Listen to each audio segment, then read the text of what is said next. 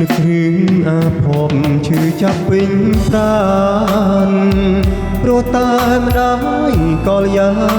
គាត់រាប់អានតែញាតិហ៊ានប្រាក់បងជាកម្មករបែកយើងហូរសស្រាក់ទំរមតែបើកបានប្រាក់មកដាក់ជាជុំនូនស្នេហ៍បងស្នេហ៍អូនមុនដើមទុនមិនដល់មានប្រាក់មកដុំកលអង្គុសលម្ដាយអូនកែប្រែព្រមឲ្យនាងក្រោយគេជាកូនថៅកែដាច់បងពីមានស្នេហ៍ហើយឌីជាយ៉ាងអាស្រូវ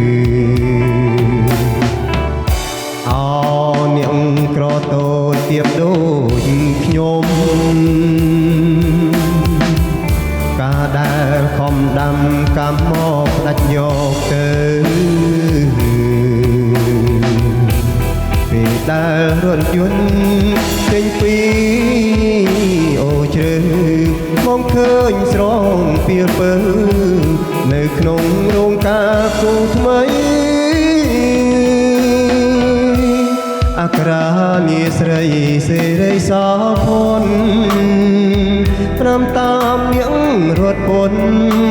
សូមទុកក្រនជាចំណងដៃបណ្ដាំម្ដាយអូនផ្ដាច់បងពីចរណៃជាតិនាងបងចាញ់ដៃព្រោះម្ដាយថ្លៃលូកកូនយកលុយអរគុណច្រើនបងប្អូនអរគុណបានចូលមកស្ដាប់បទចម្រៀងខ្ញុំបានអរគុណ